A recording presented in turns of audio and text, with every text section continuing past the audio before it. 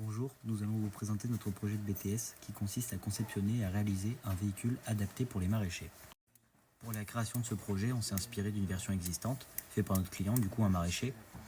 C'est une version très simple où il se propulse avec ses jambes pour avancer. Donc dans un premier temps, nous avons réalisé un premier prototype afin de contacter le maraîcher et d'établir avec lui le premier cahier des charges afin de répondre à ses besoins. Donc dans ce cahier des charges, nous pouvons retrouver différents besoins. Il doit être maniable et ergonomique, il doit être facile d'utilisation et d'entretien et ne doit pas faiblir sous le poids de la marchandise récoltée et celui de l'opérateur. Également, il doit pouvoir être contrôlé depuis le côté du véhicule grâce à un système de direction. Il doit assurer une certaine capacité de stockage des légumes, notamment grâce aux différents supports de cagette disponibles, et doit permettre une utilisation sous différentes conditions climatiques à l'aide d'un rideau occultant. Suite au cahier des charges établi avec le client, nous avons réalisé une maquette numérique qui reprend tous les différents critères du cahier des charges. Nous l'avons réalisé sur un logiciel de GPAO, en l'occurrence TopSolid, où vous avez un premier aperçu ici à l'aide de cette capture d'écran. Nous avons réalisé ce projet sur un PDM commun nommé maraîchage, avec les différents prototypes que nous avons pu concevoir. Donc l'intégralité des dossiers sont organisés de manière claire et ordonnée afin de retrouver chaque élément facilement. Nous avons aussi créé le projet sur le Drive qui reprend la même organisation que sur TopSolid, avec différents dossiers et sous-dossiers où sont rangées chaque étape du projet. Afin d'avoir une organisation de projet claire et précise, nous avons utilisé la méthode Scrum qui nous a permis du coup de déterminer chaque étape importante du projet et d'avoir un visuel sur chaque étape à venir, celle en cours de réalisation et les étapes terminées.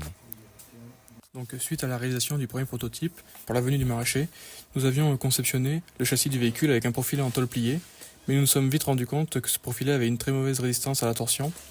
Et nous avons revu notre nouvelle version avec un profilet rectangulaire en acier en 20 par 60 qui est beaucoup plus résistant.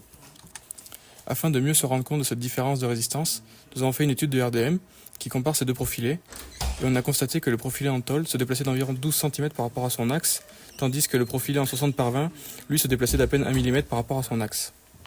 Donc lors de la conception de notre véhicule de maraîchage, on a fait en sorte que les différents éléments soient modifiables à n'importe quel moment et que les éléments suivent entre eux. Comme vous pouvez le voir ici, la cote de 1150 qu'on retrouve sur la vue 3D. Si on vient la modifier et la passer à 1500, cette cote s'applique automatiquement sur la vue 3D et tous les autres éléments, on suit cette modification. Pour la réalisation de ce projet, on a eu besoin de différents éléments électroniques. Alors les deux roues arrière, ce sont les moteurs électriques qui vont permettre l'avancée du véhicule.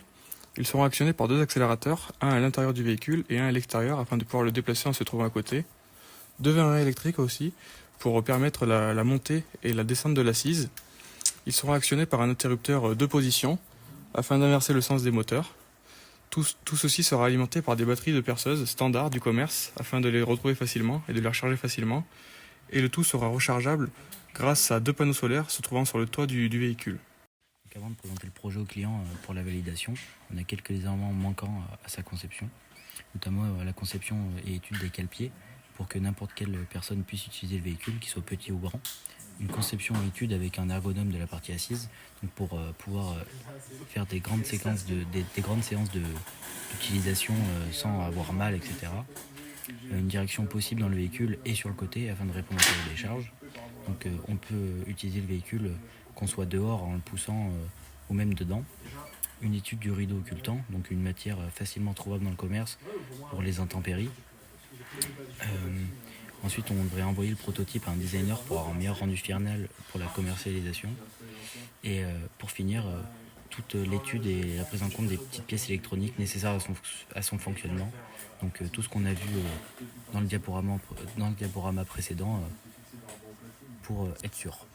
Donc cette validation client va nous débloquer plusieurs choses, notamment les différents plans nécessaires pour la réalisation de ce projet, que ce soit les plans détaillés des pièces ou d'assemblage, les plans de pliage, etc.